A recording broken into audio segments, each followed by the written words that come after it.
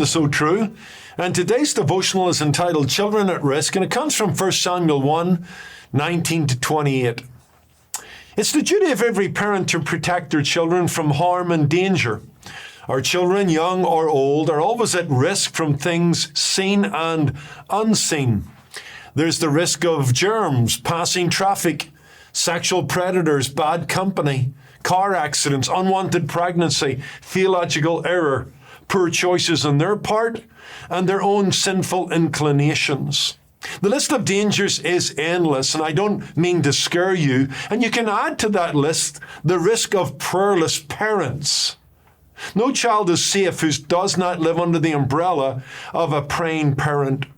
It's been said that we can do more once we have prayed, but we cannot do more until we have prayed.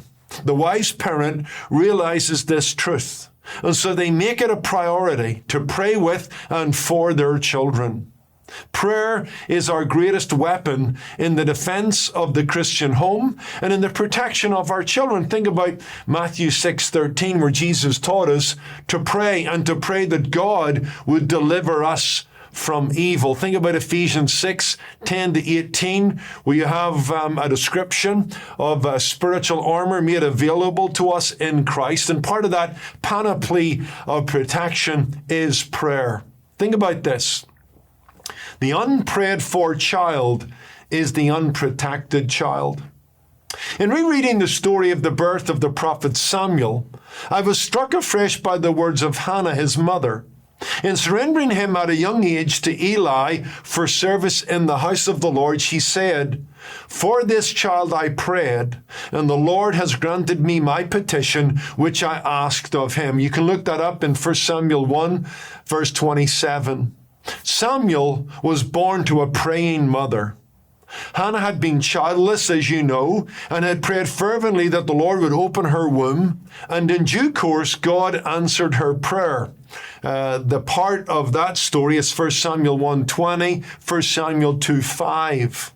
Samuel was a child of many prayers. 1 Samuel 1:12 tells us that Hannah prayed often for him before God and in the place of worship within Israel. Hannah had prayed that the Lord would give her a son. In fact, every Jewish mother prayed that her son would be his son. Then she promised the Lord that if he did, that is, give her a child, she would give her son back to the Lord. That was a promise she made in chapter 1 of 1 Samuel, verses 10 and 11. And then when God answered her prayers, she kept her promise. 1 Samuel 1:27 to 28. Take some time and read these verses for your own reinforcement. Hannah had a strong desire to have a son, but she had an even stronger desire to see that son, her son, become a child of God and serve God all the days of his life.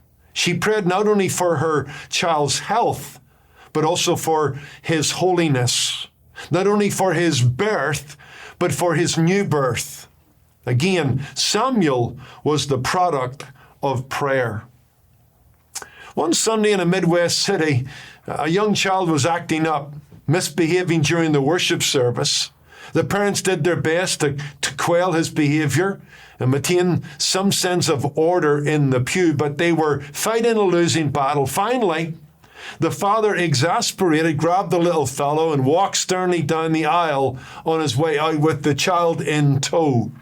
Just before they reached the doors of the foyer of the church, the wee boy looked back to the congregation with a loud voice. He said, "Pray for me, pray for me." We do need prayer, don't we? And our children need our prayer. Parents and grandparents need to pray for their health, their choices, their eternal salvation, that they would grow in grace. Pray for their careers, their spouses. Pray that they would indeed become servants of Jesus Christ. Don't put your children at risk through prayerlessness. It's a very interesting verse later in the story of 1 Samuel, chapter 12 and verse 23. Samuel says this to the people of Israel. He said, "I can't sin against the Lord and against you by failing to pray for you." Isn't that striking? Perhaps we should be more concerned about the lack of prayer in our homes than the lack of prayer in our schools.